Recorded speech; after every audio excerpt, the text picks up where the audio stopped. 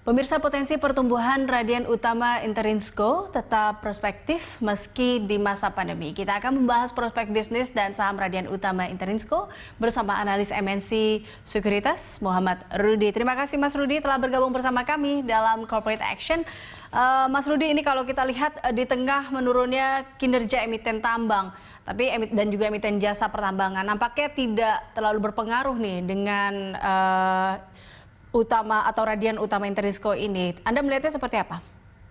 Ya, karena memang kalau kita perhatikan ya, pencapaian ini tidak lepas dari kemampuan dari manajemen ya untuk mensecure dari kontrak-kontrak yang didapatkan pada awal tahun atau di akhir tahun 2019. Yang dimana kalau kita perhatikan sebenarnya harga oilnya pun masih di level kurang lebih 50-60 US dollar per barel. Sehingga memang kalau kita perhatikan dengan harga oil yang sekarang saat ini sudah jauh berbeda ya, sehingga itu yang menyebabkan dari pendapatan untuk Ruis ini terjaga pada semester 1 di 2020 ini, Mbak Elisa. Ya, ini kalau kita lihat labanya naik 34,52%. Anda melihat sebenarnya strategi atau mungkin faktor apa yang membuat tadi kinerja Radian ini meningkat di tengah pandemi? Sebuah strategi yang mendapatkan kontrak-kontrak baru itu kah?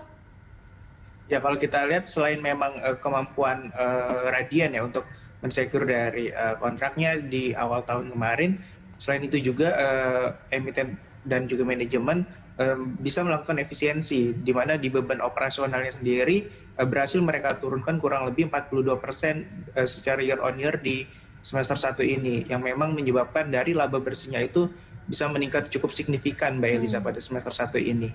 Ya, ini kan Radian juga menargetkan kenaikan pendapatan sekitar 15%. Cukup realistiskah? Karena kalau kita ingat bahwa kinerja semester 1 itu berasal dari kontrak on hand kan?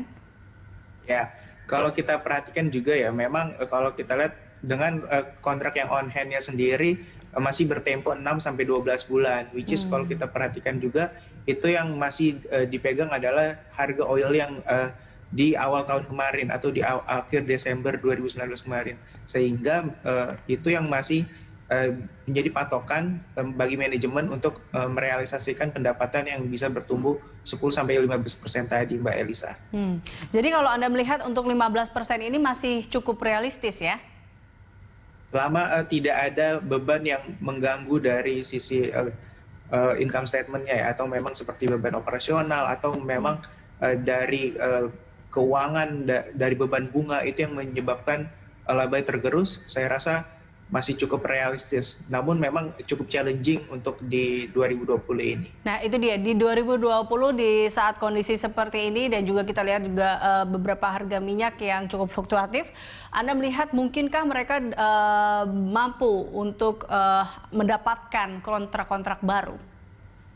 Saya rasa ya memang kalau kita perhatikan harga oil memang menurun ya secara global. Namun kalau kita perhatikan juga sebenarnya demand dari khususnya di Asia Tenggara ataupun Indonesia sendiri memang menurun namun tidak terlalu signifikan. Karena ini yang kita perhatikan walaupun dari Ibu Sri Mulyani sudah menyatakan Indonesia akan masuk ke dalam resesi, namun kalau kita perhatikan bisnis ekonomi, perputaran ekonomi saat ini sudah mulai berjalan kembali walaupun belum bertumbuh cukup tinggi atau bertumbuh sangat signifikan.